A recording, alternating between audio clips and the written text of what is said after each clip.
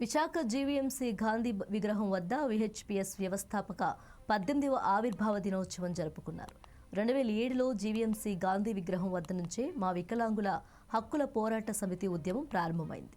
మందకృష్ణ మాదిగ వికలాంగుల పోరాటాలతో 200 రూపాయలు ఉన్న పెన్షన్ ఇప్పుడు దాదాపు 6,000 రూపాయలు అందుకుంటున్నారు. టీడీపీ పార్టీ నాయకులు ముఖ్యమంత్రి నారా చంద్రబాబు నాయుడు ఎలక్షన్లో వికలాంగులకు 6,000 రూపాయలు పెన్షన్ ఇస్తారని హామీ ఇచ్చారు. ఆయన గెలిచిన మొదటి నెల నుంచే ఇచ్చిన హామీ నెరవేర్చుకొని వికలాంగులకు 6,000 పెన్షన్ ఇస్తున్నారు. మందకృష్ణ మాదిగ ఏ ఉద్యమాన్ని పట్టుకున్నా కడవరకు నడిపించే దమ్ము ధైర్యం ఉన్న నాయకుడని వికలాంగుల హక్కుల పోరాట సమితి నాయకులు అన్నారు.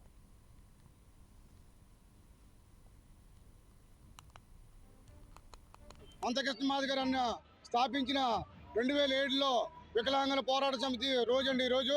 ఈ రోజున మా వికలాంగుల సోదరి మండలి కలిపి కనీసం ఒక 150 మంది వరకు వచ్చారండి. ఎందుకు వచ్చారంటే మాది వికలాంగుల దినోత్సవం కాబట్టి ఈ రావాల్సిన అవసరం ఉంది కాబట్టి అందరికీ బాధ్యత ఉంది కూడా వచ్చారండి.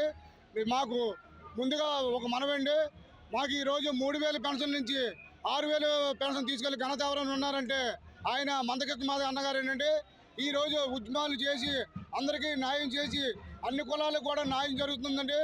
కావున మీ వీడియో ద్వారా మాకు అందరికీ కూడా న్యాయం చెప్పి పెద్దల దగ్గర తీసుకెళ్ళి మాకు న్యాయం చేకూరితే చెప్తారండి. గతంలో కూడా మేము ఇల్లుకి పెట్టామండి. కలెక్టర్ ఆఫీస్లోను కొంతమందికి ఇల్లులు వచ్చాయండి, వెరిఫికేషన్కి వెళ్ళారండి, కొంతమందికి వెరిఫికేషన్కి వెళ్ళలేదండి. మరి ముఖ్య ఉద్దేశం ఏంటంటే బస్సులోని వికలాంగులు కూడా చాలా ఇబ్బంది పెట్టేస్తున్నారండి. వికలాంగులు సీట్లు లేవండి, వికలాంగులు కొట్టడం చేయడం కూడా చేస్తున్నారండి. మీ వీడియో ద్వారా కూడా మన కలెక్టర్ గారికి మన సీఎం దృష్టి గారికి తీసుకెళ్తారని మరీ కోల్చానండి. దాంతోపాటు